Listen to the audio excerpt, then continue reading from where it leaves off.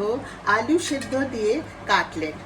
Binder হিসাবে দেব চিড়েগুলোকে ভালো করে ধুয়ে আমি ভিজিয়ে রেখেছি।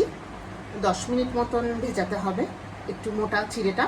আর আলুগুলোকেও ভালো করে ধুয়ে খোসা ছাড়িয়ে টুকরো করে সেদ্ধ করে রেখেছি। আর অনেক কিছু মশলা নিয়েছি, যেমন জোয়ান, ক্যাপসিকাম কুচি 2 রকমের, পেঁয়াজ কুচি, আদাটাকে গ্রেট করে নেব, লঙ্কা কুচি, জিরে গুঁড়ো, ধনিয়া গুঁড়ো, লবণ, সমস্ত কিছু দিয়ে আমি এখন আলু সেদ্ধটাকে মেখে নেব। তারপরে কাটলেটের আকারে গড়ে আমি ভাজা করে নেব। রুমির রান্নাঘরে আপনারা সবাই স্বাগত। সেদ্ধ করে রাখা আলুটাকে খুব ভালো করে স্ম্যাশ করে নিয়েছি। বাইন্ডার হিসেবে যে আমি চিড়েটাকে ধুয়ে ভিজিয়ে রেখেছিলাম, আঙুল দিয়ে চেপে চেপে পুরো জলটাকে বের করে দিয়েছি।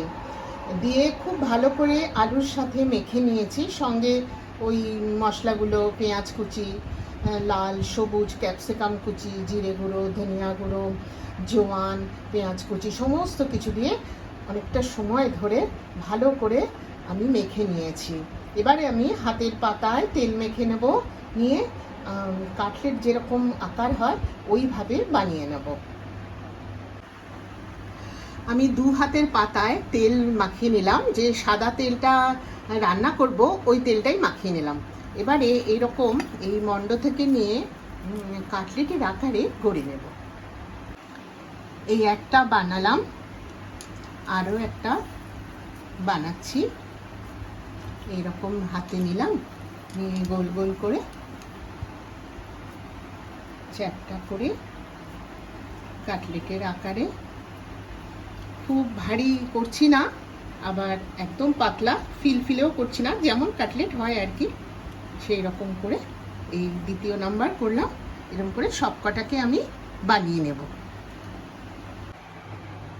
গ্যাসটাকে অন করে কড়াটাকে ধুয়ে বসিয়ে দিলাম। কড়াটা জল শুকিয়ে গেল, আর আমি কিছু সাদা তেল, একটু বেশি লাগবে, এতটা তেল আমি দিয়ে দিলাম। তেলটা গরম হলে আমি কাটলেটগুলোকে এর উপরে আস্তে আস্তে বসিয়ে দেব। তেলটা মোটামুটি গরম হয়েছে, খুব কড়া গরম করব না, তাহলে দেওয়া মাত্র একটা পিঠ কাটলেটের পুড়ে যাবে। মোটামুটি গরম হয়েছে, আমি আস্তে করে কাটলেটটাকে এর মধ্যে বসিয়ে দিচ্ছি। একসাথে অনেকগুলো দেব না, যেহেতু আমি ননস্টিকে করছি না, বা তাওয়ায় করছি না, কড়ায় করছি, সেই জন্য আমি বেশি দেব না, মাত্র 2টো করে আমি ভাজবো। 1 থেকে 2 মিনিট ভাজা হতে দেবো। গ্যাসটাকে সিম রাখবো, আর ভাজা হয়ে যাবার পর আমি উল্টে দেব।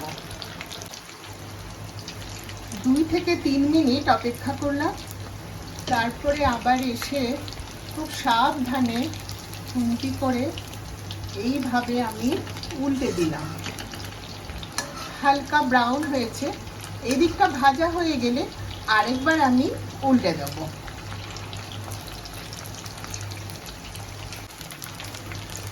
দু পিঠ আমি ভাজা করে নিলাম কাটলেট দুটো। এবার 2 পিঠই ভাজা হয়ে গেছে, আমি এবার প্লেটে নামিয়ে নেব, আরও 2টো ভাজা করতে বসিয়ে দেব।